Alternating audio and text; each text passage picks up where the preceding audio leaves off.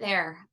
Today well, there's what I want to talk about and what my brain might do. I'm having definitely a very ADHD, 1,000 different things happening and going on. So I'm gonna try to stay on a train of thought, but it might be more like a spinning teacup of thought. So, but what I wanted to talk about was how we think about our careers, because at least I know for me, I had this very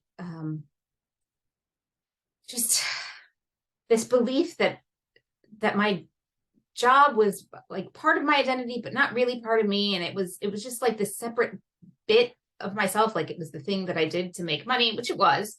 But I think that is one of the things that is, I don't know, is making people feel stuck. I don't know that it's that you need the money because, we all do, but I don't know. I know it was contributing to me feeling stuck. And I know a lot of other women right now feel stuck, and like there's just not a good way to to have your life and your job and your family and all of the having it all, because the way to have it all was structured before women had a voice. Like having it all meant you had a family. If you were male, you had a family, but your wife was at home and she took care of your kids and all of the stuff around the house. And you had a great job, and that was it all. You had the family and you had the job. That was created for a different time. So women are trying to have it all while fitting into this system that doesn't exist for that. And so it's the system that's broken, not us, but we're still trying to work within the system. And I think that's why we all feel just exhausted all of the time, because it's a shitty system. Because it wasn't designed by women. It wasn't designed for women, that's for sure. So what has helped me, and this was, I think one of my mentors said this, and I believe it was was Keith Trimmel, but I could be wrong about who said this, but I'm pretty sure it was him, that that everybody is a small business owner. And that really resonates with me. Whether you work for someone and you're a W-2 employee, or you are a consultant and you get a W-9, whatever you do, you are a small business of your own personhood. And because you have a talent, and you are giving that talent to whether your employee or whether it's to your employer, a full-time employer, or your clients, or whoever you are. Your business is your knowledge and yourself. And so when you start to think about it like that, and you think about, okay, well, what do people who go in business want? Well, it depends. I mean, every business owner goes into business for different reasons, and that's great. Some just want to make a good living, and they know they have a talent that people will pay a lot of money for, and that's what they do, and that allows them to live the life that they want, and that is fine. Some people, some small business owners just like have a passion about what they do, and that is great as well. There's all kinds of reasons that people go into business. So I think one of the ways that we can start thinking about our livelihoods is what is our business? Like what do we want it to be, and what do we want our business to say about us?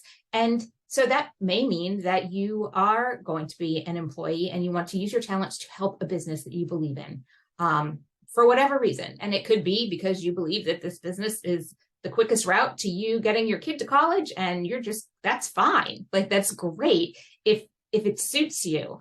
But I think we get stuck in this mentality of our job or our career or our income is supposed to be a specific thing. And the more I talk to people, the more I've realized that isn't true, because what resonates for me is not necessarily what is going to resonate for someone else, and it's not going to like light them up or make them feel good. One of the things that I would always hit a point at in my jobs, because I would job hop a lot, but always within my career, but I would always take a promotion or something new and move to a company. And there was that excitement of learning something new, a new bit of the business, but that fades. And then I always was stuck with this what I'm doing really matter? Like, and I would have to like really stretch my imagination by like, oh, well, by helping get this CVS built, I am, there'll be jobs, I guess. I don't know, but it didn't really resonate with me as having an impact. And I've decided, or I discovered really, that was something that was important to me. I want to know that what I'm doing has an impact.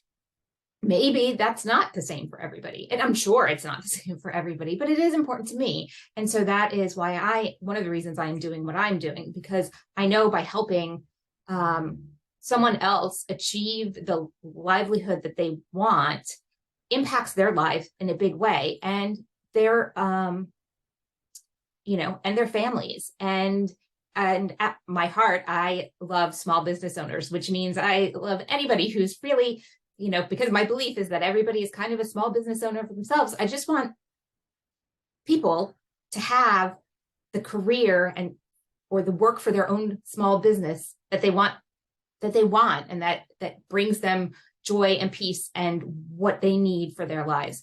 And so it's, so whether you're a small business owner who is using your services, or you have one customer and they send you a W-2. I mean, when it comes down to it, the only difference really is like who's doing the taxes and maybe like who's doing the marketing. And if you're in marketing, you're doing the marketing too. And if you're an accountant, you're doing the accounting. So like the differentiation isn't really that big. It's just who your client is and how many clients you have. And a lot of people are satisfied having one client that feels safe.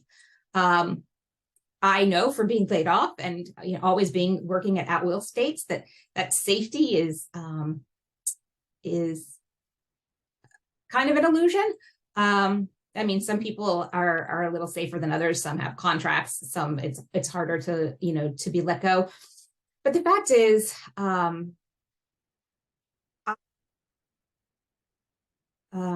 I discovered I wasn't safe in what I was doing, and I feel safer working for myself, which is crazy because at the beginning, when the money isn't coming in and you're trying to build something, you're like, am I crazy? This is the work. And it was so nice when I would just get a paycheck, regardless of what happened that week. And now it's on me, but in the end, it's still, it's worth it to me. And now I've figured it out, and that's not a worry I have anymore. And it doesn't have to be a worry. There's smart ways to structure your business that after a little while, you are basically getting a paycheck. In fact, I've restructured my business, so I do actually get a paycheck every week, regardless. So where is my train of thought going? I feel like I'm on a spinning teacup about income. And that's not all that there is to it, because it's not just about the money. It is, I find joy in helping others, and that is what I want to do. And that is important to me in my business. And so helping other people, women in particular, figure out what is important to them and how to make that fit their lives, whether it's because they want to be able to go to all their kids' soccer games and not feel guilty about sneaking out of work early, or, they have an aging parent that they're taking care of, and sometimes things are unpredictable. There's so many things in life that are outside of our control. And then to add in this work day that someone else governs, that is completely out of your own control, and it isn't typically very friendly to the rest of your life. Even though it is such a big part of your life, they're intertwined and they should be treated as such. So I don't know. Really what I'm getting at is that maybe your little self business, a small business, self business, maybe what you discover you really want to do is start your own business. Maybe you discover that you are just serving the wrong client in your full-time job and you want to do something different.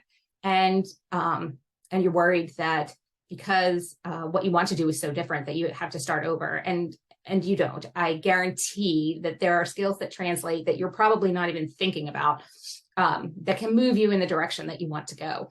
And maybe it's just reframing the way that you think about it. Maybe it is that I am a small business owner of my own internal business of what I want to do. And maybe reframing that then helps you shape the career path that you're already on in a way that benefits you more. So I know this kind of, it's so rambly that I feel like I don't know that I'm making any sense. In fact, I had a conversation with someone about that, where often I feel like I'm not making sense as I'm talking. And then sometimes I feel like I'm making perfect sense and people are looking at me like, yeah. And then I'm like, maybe I am not speaking my native tongue and I just think I am in my brain, like I've got some sort of weird aphasia. But at any rate, I am curious to see what y'all think about this idea of your career as, or your livelihood as being your own small business, and thinking about focusing your attention on who you serve and what you want out of those relationships. And I'm going to talk a little bit more in some upcoming videos about the some of the common things that I've seen in talking with women. I'm sorry, I'm shaking my video. That in talking with women who have thought about either changing careers drastically or starting their own business, some common things keep coming up. And so I want to talk about those over the next couple of days.